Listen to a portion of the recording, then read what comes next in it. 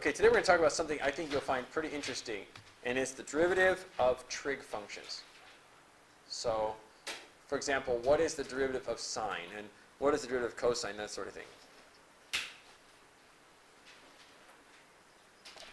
All right, so the title is Derivatives of Trig Functions.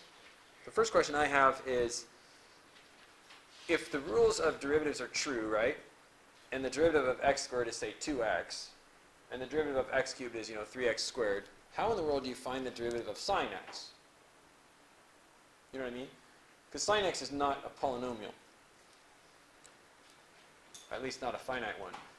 There is a polynomial that represents sine x, but it's very long. It goes on forever, actually. And if I could show it to you, you could take its derivative using the power rule. But that's not our topic here. So what I'd like to do is look at this graphically real quick. But we can take a look at it together, too, and just look at the various slopes and try to kind of chart them out. So this graph is fully differentiable, right? For all x's, you can draw a tangent line. There's no corners or cusps anywhere, right? And domain of sine is all real numbers. There's a sign for any number, sine of negatives, sine of fractions, sine of pi, irrationals, whatever. Okay, so nice, smooth, unbroken curve with the slope every which way. So now we're just going to practice drawing some tangent lines. So let's use green.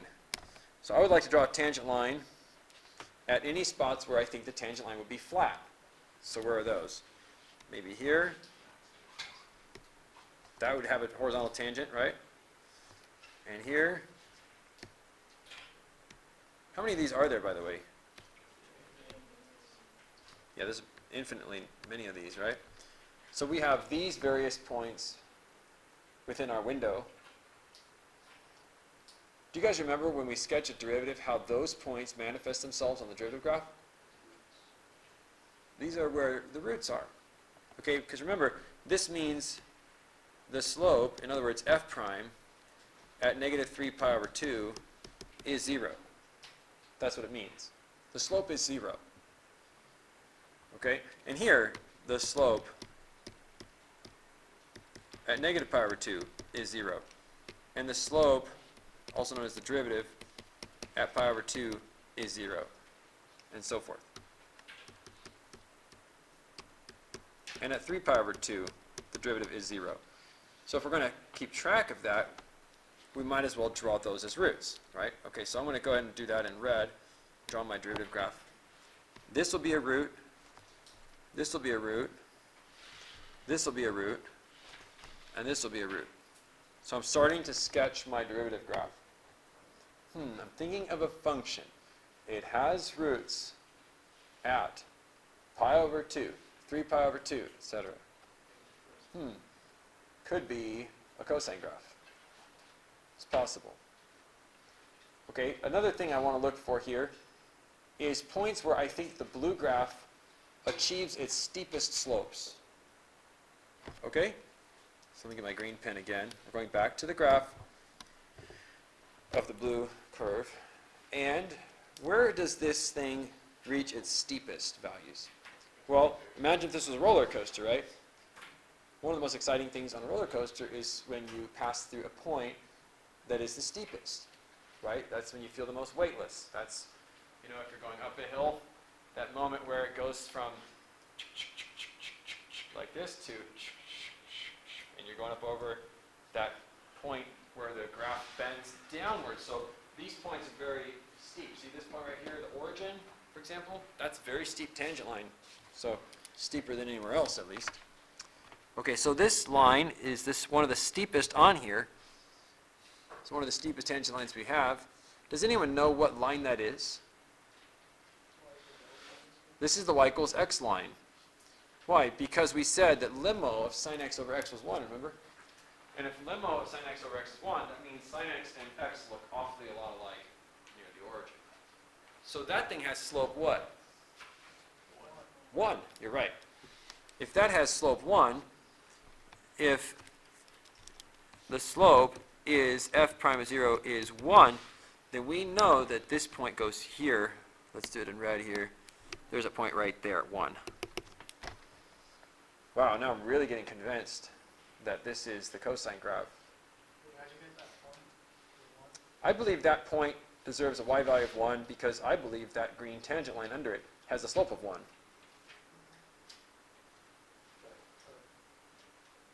And it's more than just a whim, like it's more than just a hunch. We know that limo, I'll write it at the top here. Remember the rule, limo of sine x over x is 1, right? What does this mean? This means that sine x over x are the same function, pretty much, when x is small. So if you zoomed in at the origin of a sine wave, you couldn't tell it apart from y equals x. You understand? Yeah. They look so much alike, it's ridiculous. And the closer you get to the origin, the more like y equals x sine x looks like. Okay? So if y equals x has a slope of 1, then that means we get to plot our point at exactly 1 on the y-axis there. Okay, there are some other green lines that I could draw. For example, this one over here has a slope of 1. Way over on the left there, see? Here the slope is 1, right? And over here at 2 pi, the slope is 1. Those are just parallel to the one I had at the origin. So I get to plot a couple more ones, namely here and here. Okay, and then there's a couple of downsloped lines that have slope -1. Here they are. There's one at negative pi. This thing has a slope of -1. So I can go ahead and plot a point here. And the same thing happens at pi. I'm plotting a point at -1 because I believe that the tangent line has a slope of -1 right there. Okay, some of it's a hunch, right? Like the exact shape will be that of a cosine or whatever. But it's pretty convincing. I mean, the roots are in the right spot. The max and min are all in the right spot. So I'm thinking of a graph that's constantly changing its slope to rise and fall and rise and fall and rise and fall. I'm thinking of a graph that has to have roots at pi over 2, 3 over pi over 2, etc. It has to reach a height of 1. It doesn't go any lower than -1. This is the cosine graph.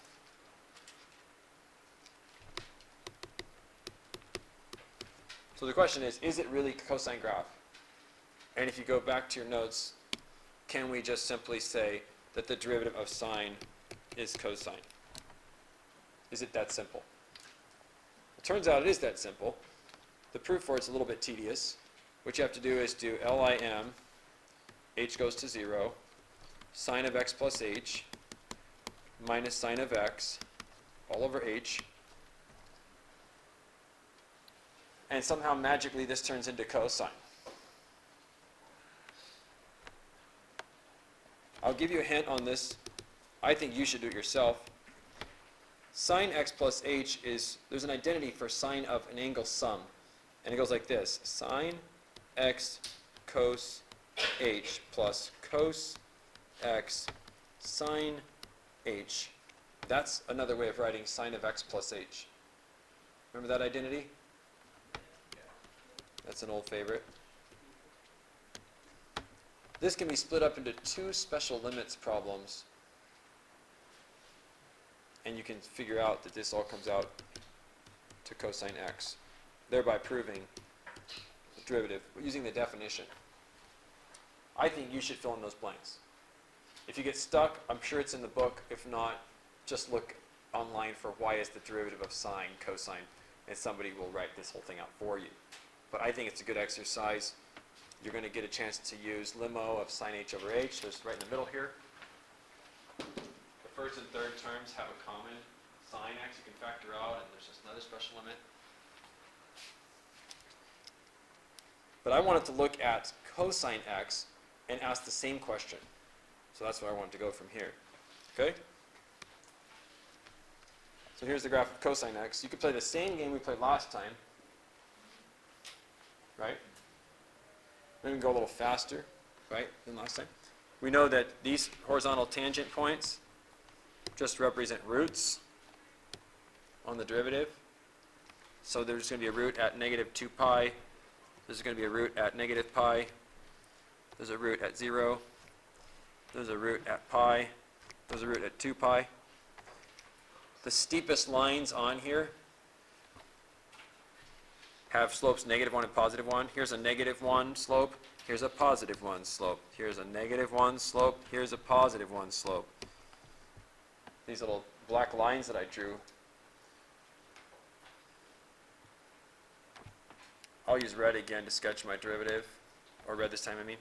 So we have a root, a slope of -1, a root, a slope of +1, a root, a slope of -1, a root, a slope of +1, and a root.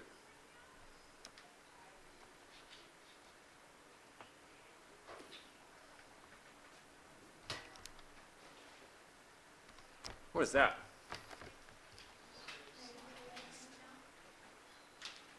It looks like a sine wave, but it's upside down, isn't it? Okay, so the question on this is, what is the derivative of cosine? It appears to be negative sine x. It looks like an upside down sine wave. So we'll go back to our notes. There it is. The derivative of cosine is indeed negative sine x. Summarize it real quick. Okay, so in summary, we have if f of x is sine x, the derivative is cosine x. But if f of x is cosine x, the derivative is negative sine x. Everybody and their grandmother memorizes this in calculus. Okay, everybody. How many of you knew this before I went over it? Okay, a couple of you. Curious? You've asked before? Or I probably let it slip earlier in the year. Okay, so this might bring up the question, well, what about tangent and cotangent? Do they have derivatives? Yeah, of course they do. So the question is, what are they? Do I have to do like definition of derivative to get them all? The answer is no. Let's look at tan x. So that's the next question. What about f of x equals tan x? Well, listen, you don't have to reinvent the wheel here. You know that tan x is written, another way of writing it is what? Sine x over cosine x. And you know the quotient rule, right? So if you know the quotient rule, just treat the numerator as u of x and the denominator as v of x, see? Okay, so remember the quotient rule? I like to make my quotient rules fill in the blank. It's supposed to be low d high minus high d low all over low squared. Okay, so low, that's v of x. D high, that's the derivative of the top. Well, what's the derivative of sine? Cosine. Interesting, we got a cosine x there, and a cosine x. Minus high d low. High, that's the top function. D low, what's the derivative of cosine? Right, negative sine x. It's at the top of the page. Okay, so this was v, and this was u prime, and this was u, and this was v prime, see? All over low squared, which is just cosine x squared.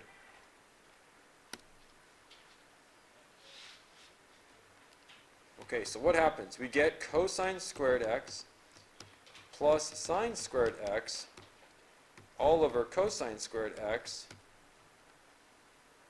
What's cosine squared plus sine squared? 1. What's another way to write 1 over cosine squared x?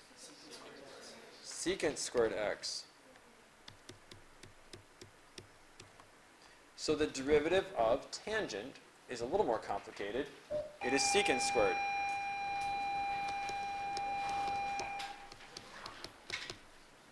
And if this is what you take away today, that's good, because that's a lot. And I'm sure you can probably guess what the derivative of cotangent is going to be, or you can work it out.